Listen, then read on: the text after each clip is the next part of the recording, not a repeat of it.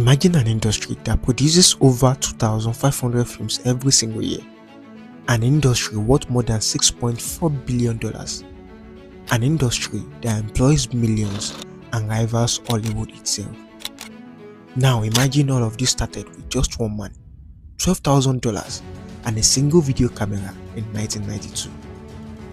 This is the story of Nollywood, Nigerian's film industry, and it's one of the most remarkable success stories in modern entertainment histories. From colonial era propaganda films to becoming the world's second largest film producers, overtaking Hollywood in its own backyard, Nollywood's journey is nothing short of extraordinary. And today we are diving deep into this incredible story. How did Nigeria create a global entertainment powerhouse from literally nothing? How did filmmakers turn adversity into opportunity? And how is Nollywood reshaping the global perception of African cinema? Grab your popcorn because this is the untold story of Nollywood. Our story begins over 120 years ago in an era when Nigeria was still under British colonial rule. Film first arrived on Nigerian shores in the late 19th century through peep-off viewing devices. Those early machines where you'd peer through a small hole to watch moving images flicker before your eyes. But it was on August 12, 1903 that Nigerians first experienced proper cinema at the Glover Memorial Hall in Lagos. The first films were screened to an amazed audience. Can you imagine their wonder? Moving pictures were still a novelty even in Europe and America. Fast forward to 1926, something groundbreaking happened. A British director named Geoffrey Backus created Palaver, the very first feature film shot in Nigeria. But here's what made it revolutionary. It featured Nigerian actors in substantial speaking role. This wasn't just a film about Nigeria, it was a film with Nigerians. During the colonial period, Christian missionaries discovered the power of film for propaganda. Movies like Palaver in 1926 and Sanders of the River in 1935 cast Nigerian actors, though often in stereotypical roles that served colonial narratives. But then came a true pioneer, Ogunde, in 1945. Ogunde created the Ogunde Concert Party, also known as Ogunde Theatre. This wasn't just another performance group, it was the first professional theatrical company in Nigeria. Ogunde understood something crucial. Nigerians didn't just want to watch foreign stories, they wanted to see their own culture, their own struggles, their own triumphs reflected on stage and screens. The Yoruba traveling theatre tradition that Ogunde embodied would later become the DNA of Nollywood. That blend of drama, morality tales, cultural wisdom, and entertainment that speaks directly to the Nigerian soul. October 1st, 1960, Nigeria gained its independence from Britain, and with freedom came a cultural awakening.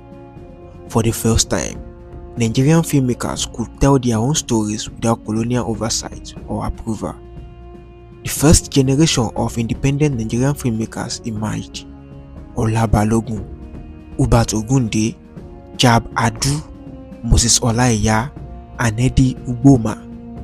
These pioneers shot their films on celluloid. Expensive, yes, but the quality was cinematic. They drew heavily on the storytelling traditions of Yoruba traveling theatres, creating a unique Nigerian cinematic language. Then came the 1970s, Nigeria's golden decade. Oil was discovered, foreign investment poured in, the economy boomed, and suddenly, every day Nigerians had disposable income. They wanted entertainment, and they wanted it now. Movie theaters sprang up across Lagos like mushrooms after rain. Going to the cinema became a national pastime. Families dressed up for the occasion. It was an event, a celebration, a shared cultural experience. Nigerian cinema was thriving. Films from this era had production value. They had proper cinematography, lighting, sound design, They told compelling stories about Nigerian life, love, ambition, and tradition. This wasn't the golden age when anything seemed possible. But then, everything changed. The 1980s hit Nigeria like a freight train.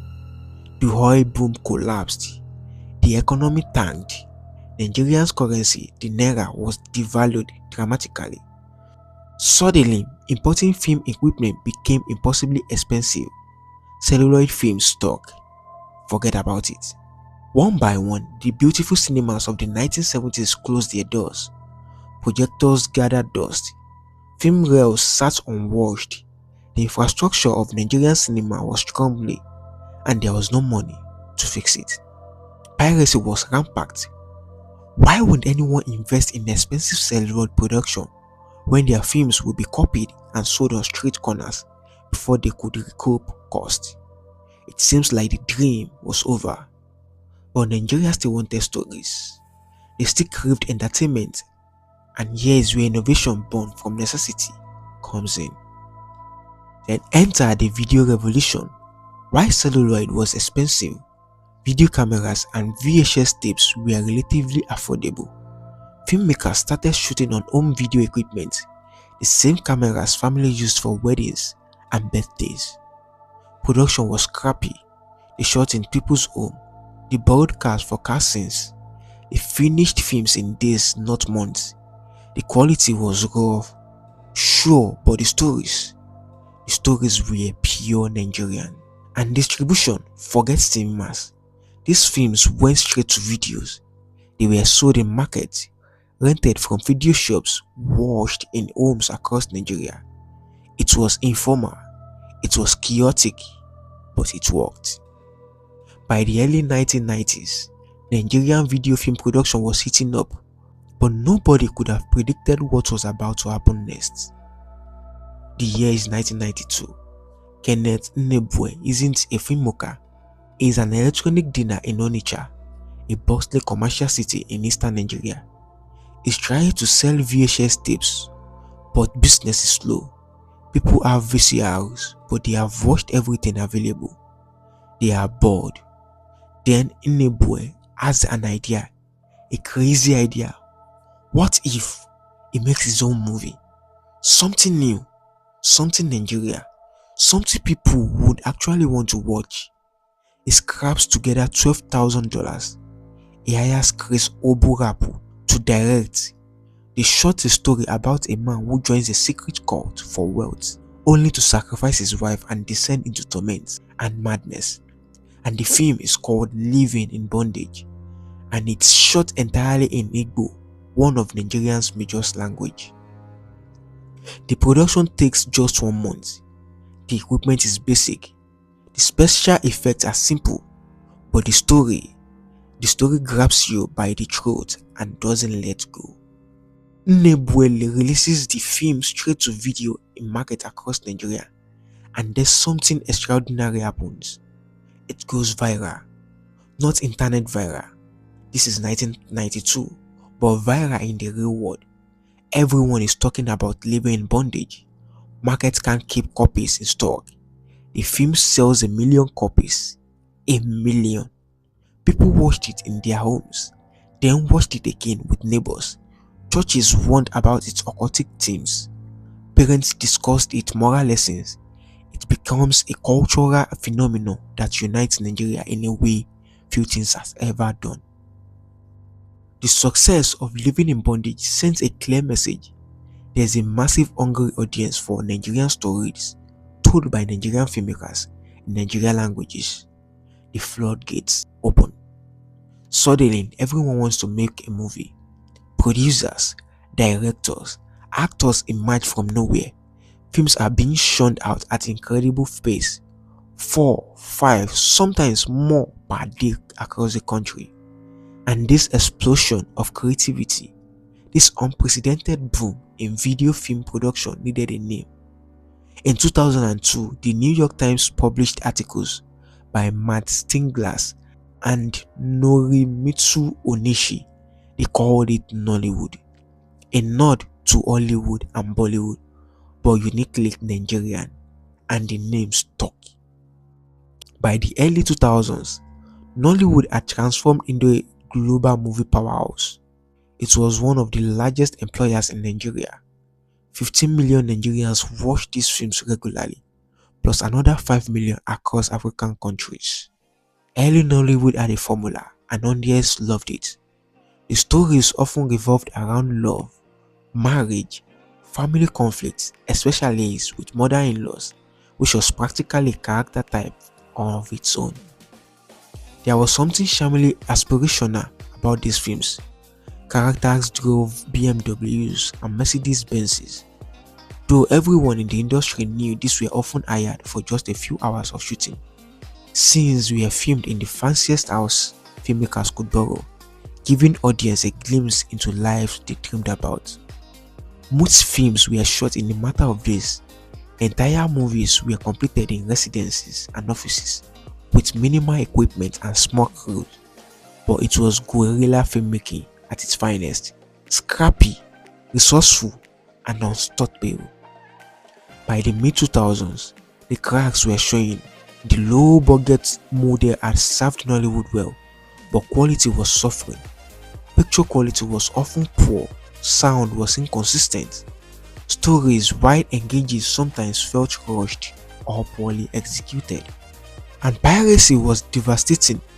Filmmakers would spend everything they had on the production only to see pirated copies flooding markets within days. It was nearly impossible to make your money back, let alone turn a profit. A new generation of filmmakers said, "Enough." Directors like Kunle Afolayo, Kemi Adetiba, and Tunde Kilani championed what became known as New Nollywood or New Nigerian cinema. Their vision: bigger budgets, better quality, longer production times, and cinematic excellence. In 2009, the thriller film The Figurine changed everything. It was a game changer that proved New Nollywood could work. Suddenly, media attention turned toward this revolution in quality. Films in this new wave had budgets averaged between 40 million and 120 million naira. That's roughly $250,000 to $750,000. Production took months, even years. The quality was comparably to international standards. The Nigerian government took notice in 2006. They launched Project Nollywood with EcoBank, providing 100 million naira to filmmakers. In 2010, President Goodluck Jonathan created a 30 billion naira creative and entertainment industry intervention fund. In 2013, Nollywood specifically received a 3 billion naira grant. The message was clear. Nollywood wasn't just entertainment, it was a strategic national asset. The 2010 brought a new revolution: streaming. Mary Remi Unjoku launched Iroko TV, creating a platform for Nollywood content that could reach anywhere in the world with internet access. It was Netflix before Netflix even noticed Nollywood existed. But then Netflix came calling. Starting in 2016, the streaming giant began acquiring Nollywood titles, and by 2020, they were producing original Nigerian content. Since entering the market, Netflix has committed over $23 million to more than 250 locally produced, co-produced, and commissioned videos. Suddenly, Nollywood wasn't just for Nigeria anymore. Someone in Tokyo could watch a Nollywood film. A viewer in Toronto could binge a Nigerian series. The diaspora, scattered across the globe, could stay connected to home through this story. But here's the really exciting part. Theatrical cinema made a massive comeback in Nigeria, and 2024 was a landmark year. The Nigerian box office recorded a 60% growth in revenue, generating 11.5 billion naira, and this was despite the harsh economic climate. For the first time ever, Nollywood captured over 50% of the Nigerian box office market in the first half of 2024, slightly outpacing Hollywood. Let that sink in. Nollywood beat Hollywood in Nigerian cinemas. Everybody Loves Jennifer became the top grossing Nollywood film of 2024, generating a record-breaking 1.124 billion naira at the box office. This wasn't just a hit, it was a phenomenon. Nollywood grossed over 3.5 billion naira year to date in 2024, with more than 935,000 tickets sold, a 125% surge in revenue, and a 46% increase in ticket sales compared to the previous year. Today, Nollywood is officially the second largest film industry in the world by output, producing about 2,500 films annually, second only to India's Bollywood. The industry is worth over $6.4 billion and generated 2.3% of Nigeria's entire GDP in 2021. Of course, challenges remain. Piracy is still a problem. Infrastructure needs improvements. Formal funding from financial institutions is limited, and rising ticket prices have some worried about long-term sustainability. But industry projections are optimistic. Analysts suggest the Nigerian box office could reach 50 billion naira within 4 years. At least one movie now grosses 100 million naira or more each month. From a $12,000 gamble in 1992 to a $6 billion empire today, this is the story of Nollywood. It is the story of resilience, creativity, and the unshakable belief that Nigerian stories matter.